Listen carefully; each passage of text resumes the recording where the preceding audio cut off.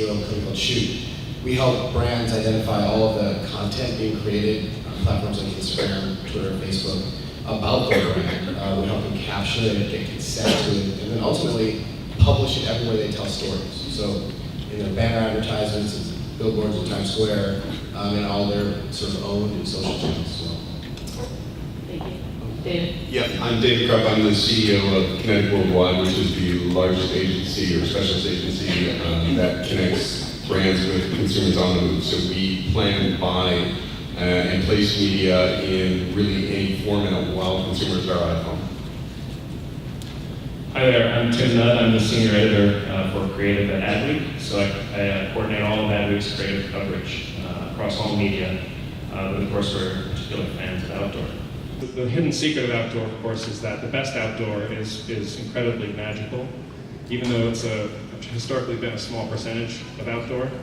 And I think the most famous example, of course, over the last 10 years, I mean, it's about 10 years old, but of course, it's the iPod billboard campaign. This campaign was better art directed than, I would say, most of the natural world, and certainly better art directed than the strip malls that these ads appeared in front of. But unfortunately, those are diamonds in the rough historically for out of home. Most out of home ads look not much better than that. So, where does that leave us?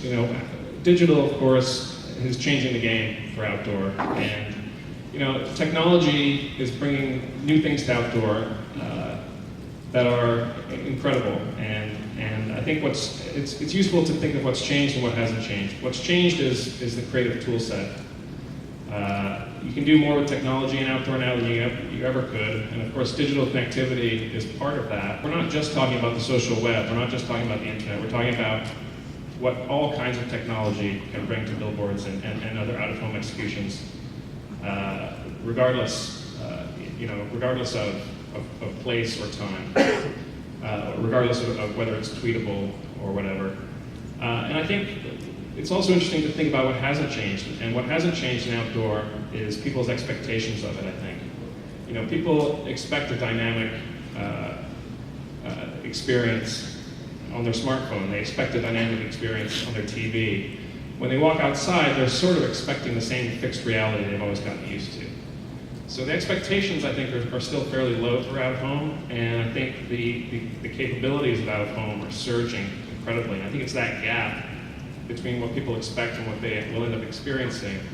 It's a really magical gap, and I think it leaves people feeling more connected to a brand and more engaged with a brand sometimes than any TV commercial could possibly attain, or even a web experience. I'd like to show you a few examples of some out-of-home lately that I think has been pretty astonishing. We'll start with this British Airways campaign from England. Some of you guys may have seen this from the fall. Now, I don't pretend to know the technology that goes into this, but on a handful of billboards around London this past fall, children would suddenly stand up whenever a British Airways flight would go over, and they would point to the airplane. And it would show the airline number, and it would show the destination of the plane. And this is an example of the ad and the environment, sort of the line between them are disintegrating. If a child on the street pointed up to a plane, you'd be like, oh, that's cute. But when a billboard does it, you're like, holy crap, that's amazing. Well, here's another example that's airline related. It's Heineken's departure roulette campaign, which was at JFK Airport, I think also this past fall. And this is a little different example of technology affecting out of home. So Wieden and Kennedy set up this split flap billboard inside JFK, the kind of billboard that you would see in a train station. And they went up to people waiting in line to check in, and they said, if you were willing to drop your travel plans right now, would you come over with us to this billboard and accept a new destination? The catch being they didn't know, they have to agree to do this before knowing where the destination was. And this isn't exactly a digital billboard, right? It's not connected to the internet. It's got a YouTube URL on it, which doesn't really count. But the interesting thing about this was the first video, and this was also interesting for outdoor because it was obviously designed to be filmed, and the film is the piece of media that's going to end up going viral. But the first video got about 2 million views on YouTube, which was not too shabby. But what's interesting was the brand then started monitoring who was talking about the campaign, who was talking about this first video. And then they went to those people's houses and brought little flipboards with them and ended up sending them on a vacation that was unplanned. And that video got 6 million views. So this is a very clever, interesting stunt that's going to get a lot of play anyway. But it was the digital connectivity of it in the second execution that got even more attention than this first one. This is a couple years old, but this was a fun example. So Jell-O had a campaign called the Smiley, I think it was called the Smiley Face Campaign, or Pudding Face Campaign. And they would monitor Twitter for smiley emoticons and sad face emoticons. And whenever so it claimed to be sort of gauging the happiness of the internet based on those two symbols. And whenever the scales tipped 50% or more towards sad faces, they would start bombarding people who had made sad faces with coupons for Jell-O. And this billboard in New York kind of kept track of this for everybody, sort of ingeniously, I thought. Next example comes from England. It's a mini campaign, and what happened in this campaign was billboards with the help of humans actually, would recognize mini drivers on the street, and they would broadcast personalized messages to them. And there's a series of images here that kind of take you through I don't know how safe this was for driving. A series of billboards over the course of a thoroughfare. And then eventually, you get your treat at the end. So now this is not a high-tech billboard. This is, out-of-home ads used to be able to tell you what the weather was like. This one does so in an amusing way. But now, billboards can actually create the weather now. There's a billboard in England recently that snowed even when skies were clear. There's a billboard in northern Sweden which made the sun shine during incredibly long hours of darkness during the winter. It helped people with seasonal affective disorder. And this is the famous example, of course. This billboard won Adweek's Eyes Award last year. This is from Lima, Peru, a place where the humidity in the air is almost always about 98%, but the average rainfall annually is less than an inch. So you've got all this water and no way to use it. So this billboard harvests the humidity and turns it into drinking water and water for other uses. So these are just some examples of technologies that I think are really changing out of home. And as I said before, I think it's the gap between what people expect from outdoor and what it can deliver now that really provides a wow moment for people that is really unavailable in most other formats. And Adweek advocates for this kind of work, and it gets an enormous reaction from our readers whenever we post any kind of innovative outdoor. And so, we're excited to see where it's going to go in the future. I mean, this is just starting, and we're excited to see creatively what the industry does with it. Beats, the headphone company, wanted to launch their brand. They wanted to talk about creating the Beats Army. They wanted to really talk about showing your colors. So they created this hashtag, Show Your Colors, and we did a couple things, I think, right, which is we utilized Times Square, which is the crossroads of America. Everybody, comes to Times Square. You got about 1.5 million of people walking through Times Square on any given day. And in order to make this a more immersive experience, there was a photo booth set up, sort of a big photo booth set up on Father Duffy Square. So people could come in, take a photo, put a word to what that photo represents for them, and then the photo was then uploaded to 3 Times Square screens. So people really got to be famous for a couple minutes as that photo was uploaded. And then the social sharing that went along with it, whether it was people were uploading it to Facebook, to Twitter, to Instagram, or wherever else, started to take this message viral. And so for us, it's that opportunity to not only use screens for social media, but to truly wrap around and create an immersive experience. And I think the video really does it better than I will, or talks about it better. It used to be a boring media. I mean, it was a static, you drove by it, the message didn't change. It was the same thing for 30 days. And after a certain point, it becomes wallpaper. We are not living in an age of wallpaper any longer. And that to me is where it becomes very, very interesting, because we can create a moment of excitement for somebody. We can create, day-parted, day of week, time of day, transactional moments for consumers, for people that, somewhat inspire them, may make them laugh, may make them somewhat excited. And that's not something this media had ever had the opportunity to do before. So, for us, it really is a unique and active time. Just a follow-up question to that, David. So, I think that's fantastic. And one of the criticisms I think that the place-based industry is getting is, ROI and improving results. So how much about a study like that, how much about that is building awareness and kind of creating buzz for the brand versus actually driving sales of beats? Yeah, I think they probably go hand in hand, right? So I think this was equally about creating a video and creating something that was, exciting for the brand itself. But there were, I think, 23,000 people that came through the booth. There were 20-some thousand photos that were uploaded. 40-some thousand people have viewed the video. There were more than, I think, 50,000, hashtag or retweets on it. So this sorts to spiral. And then, ultimately, Beats had a goal of 5 million likes on Facebook. How you monetize that or determine what that ultimately translates into from a commercial perspective, I'm not the one to say, but I will tell you that this helped drive that ultimately as well. So, it got them where they wanted to go as they were launching out the brand to create critical mass. I think the point, and this is really well exemplified in David's example, is now you have the opportunity as an out-of-home marketer to create an experience that actually lives well beyond the boundaries of place. And that's actually a pretty big evolution for place-based advertising. I think it's certainly exciting. So, one thing that we did with Coke at the Essex Music Festival last year is we powered a series of digital displays that they called the Happiness Wall.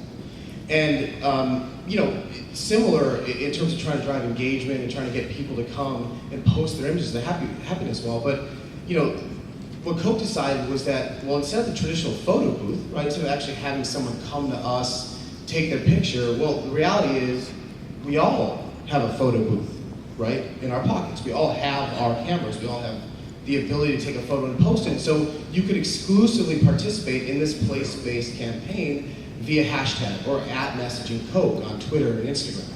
And what that did was it vastly increased the reach of this campaign, because as soon as people start taking photos, everyone becomes aware, right? And but the difference is, the challenge for Coke is it's really easy to get consent to use images when you have somebody come into your booth and there's signage and you're saying, okay, here are the terms and conditions. It's really difficult when they're posting that image on social media, right? So what do they need? Well, what they need is they need a way to go out at scale to social media and request permission. And they're not the only ones, right? So we've helped dozens of brands with this particular issue with getting consent. And the point is that marketing comes up with incredible ideas, right? Ways to engage with people, ways to leverage user-generated content, ways to tell authentic stories, because there's nothing more authentic than authentic, right? Well, the problem is legal. We want to turn the legal department into an enabler instead of a disabler of marketing's fantastic ideas. And so, what happened? Well, what Coke did was they would see all of these incredible images come in. They'd come into our system, they'd click, click, click, the ones they wanted, and press a button that was as simple as get rights. And then we take a pre-approved copy, and we send a message to all of the people participating.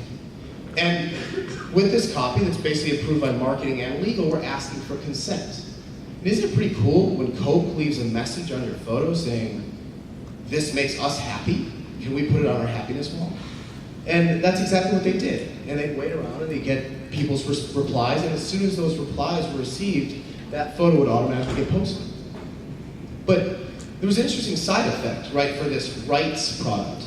Well, that was the fact that people loved it, right? So you know, Coke brand manager is saying this is the only thing we've ever done with legal or T's and C's that actually drove brand affinity, right? So you know, how cool is it when a brand that you love and you're engaging with actually leaves a comment and says, I like you know, be my friend.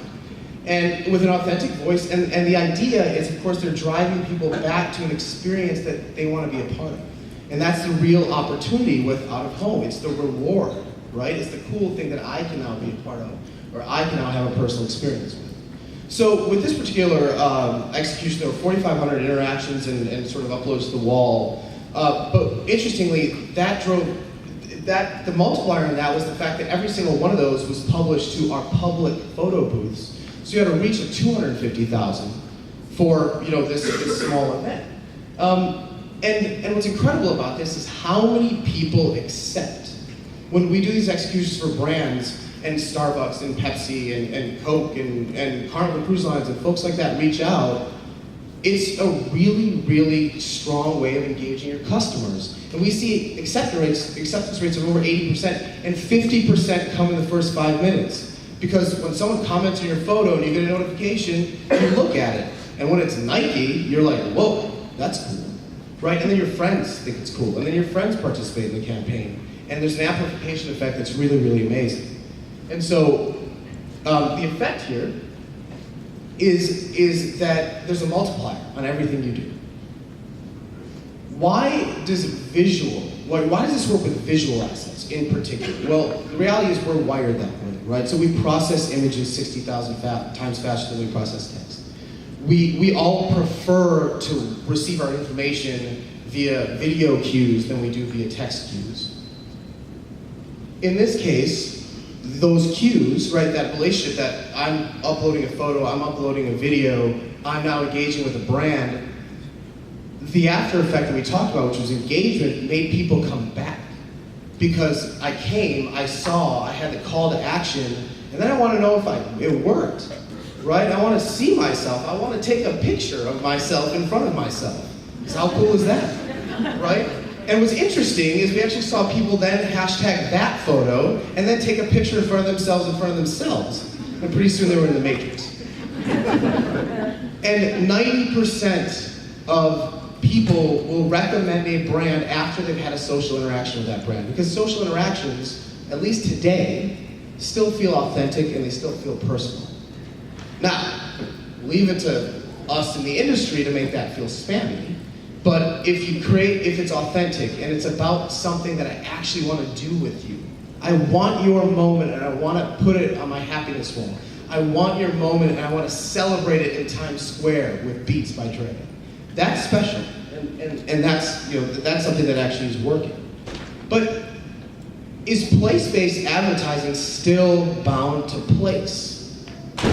We would argue no, right? We would argue that now, because of my ability to participate with my own photo booth that I'm carrying around everywhere, that you can be anywhere, in the middle of the ocean, as long as you have a cell signal, and you can participate, right? So another example of this, and of course that participation can live on, right? So Taco Bell launched the delicious grilled stuffed nacho at the bargain basement price of $1.20.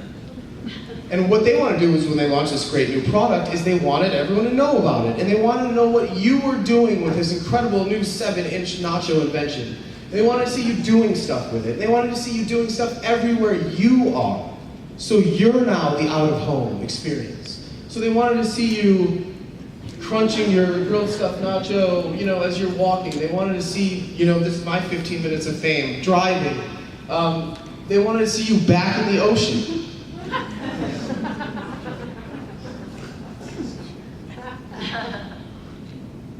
And this drove a nearly 90% acceptance rate, meaning Taco Bell reached out to these enthusiasts, thousands of them, and they said, hey, we love what you're doing.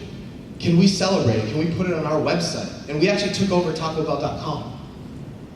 And 9 out of 10 people said, yeah, of course you can. That drove over 18.5 million free brand impressions that weren't paid for. Because once I'm part of that experience, I'm gonna come and I'm gonna see the result, I'm gonna see the reward. You want nachos on the go? Not your problem anymore. The idea here is that while the out-of-home experience is important, we can actually participate in it anywhere from the middle of the ocean to in our homes. So I want to ask you guys, a question about some of the challenges here. I mean, obviously, DPA or place-based tactics really haven't reached the tipping point. It's been the year of mobile for the last 4 years. So do you think that 2014 could be the year of place-based? And what does the industry have to really do to, prove the inherent value to consumers? David, what do you think? I think it's still the year of mobile. Yes, I think we've got a couple years to go before video reaches a truly critical mass. I think it's hit pockets, right? I think there are some that are there now, and I think if you look at the top 20 markets in the U.S., you've got some fantastic opportunities across some discrete channels, right? So I think you've got cinema down pat. I think you've got some grocery stores down pretty well. I think you've got gas station and a couple others. I think you've got to get to other environments that sort of capture consumer behavior and where people are going to be in order to make sure that you've got coverage across where consumers are going to find themselves, because that's where they've opted to be. And I think you've got to get the behavior side of it done first, so that there are screens where people are going to be.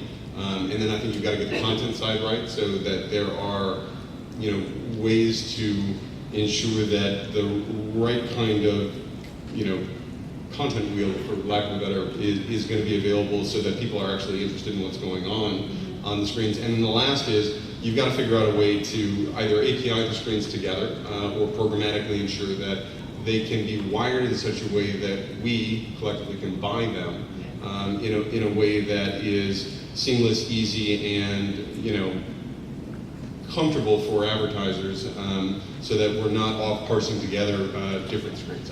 That to me is an important element in what's going to make this tip, and we're not entirely there yet. We're getting really, really close. It's exciting to them. So we were talking a little bit last night at dinner about privacy and this location retargeting and how consumers are reacting to it. Do you see that there being a backlash against location retargeting? So you're out, you go out to a store shopping for a new car, and then you get home and you see an ad for a Honda.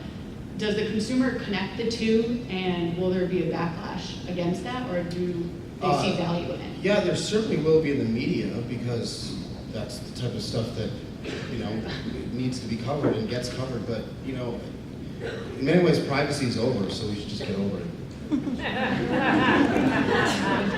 I think there's another generation, and yes, there are things we can do to protect ourselves, and there will be a lot of people that turn off location-based things on their mobile phones. But in reality, it's going to be valuable, right?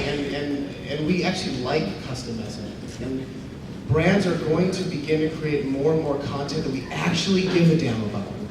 And if they do, then actually that'll be helpful. That'll be nice for us as consumers. But at the same time, I do think there's a whole generation that's growing up that just doesn't care about the same things that some of us care about.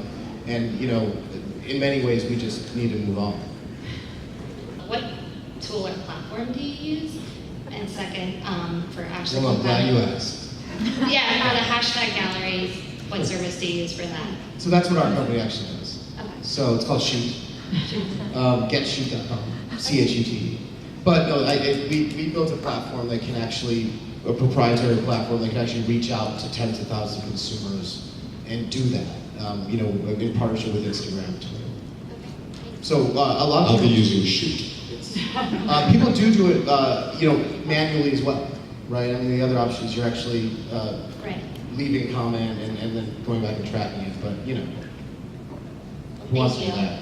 I would love to talk shoot later. Sure.